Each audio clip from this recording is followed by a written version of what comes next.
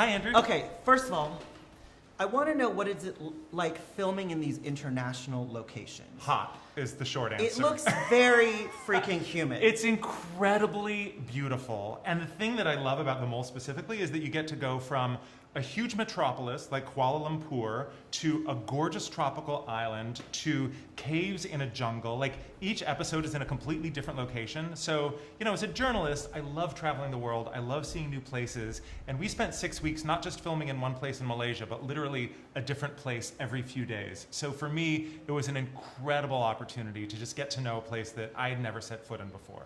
Really important question as a journalist myself. How the hell did you get this gig?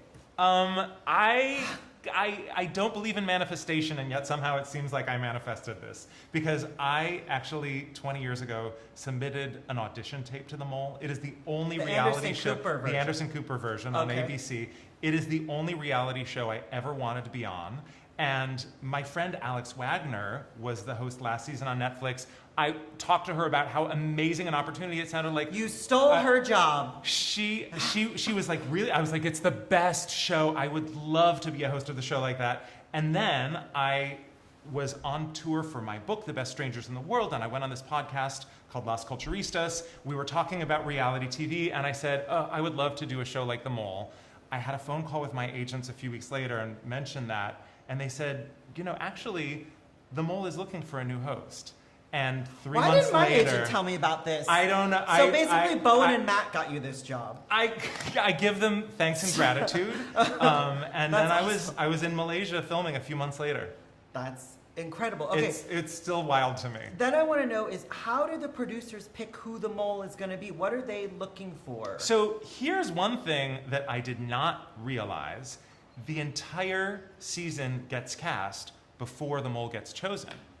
Okay. So they knew who the 12 were going to be before deciding who the mole was going to be. So what are they? Well, I know that they do psychological profiles because it is so important that whoever the mole is be able to withstand pressure for 6 weeks, that you are lying to literally everyone.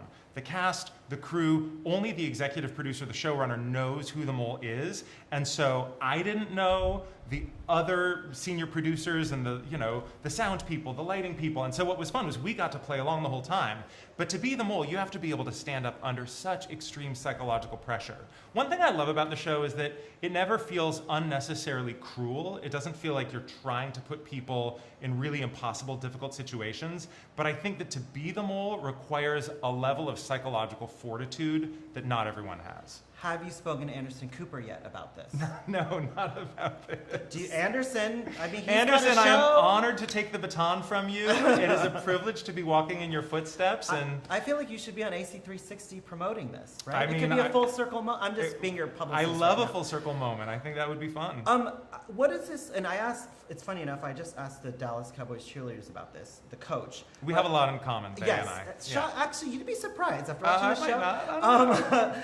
What have you learned about kind of the human condition and working with all these personalities and people that kind of you've taken into your everyday life? That's a great question. I think I've learned that people are resilient and creative, and obviously the people who are chosen to be on this show are chosen for a reason. It's because they like challenges, they rise to the occasion, they're interested in puzzles and problem solving.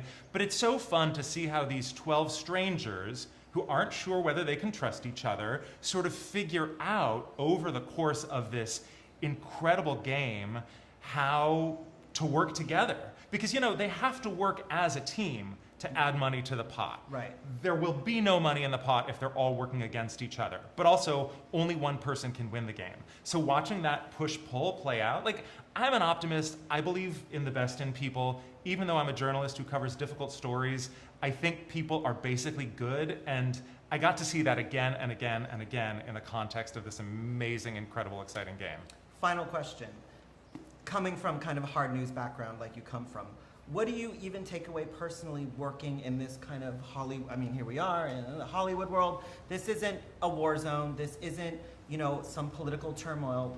What do you personally take from it? I love doing new things, challenging myself in new ways, immersing myself in unfamiliar environments, and that includes Malaysia, and that also includes this spectacular Bel Air mansion where you and I are sitting right now. There you go. Thank you so much. It's been so nice talking to you. Thank Thanks. The show's awesome. Oh, I'm so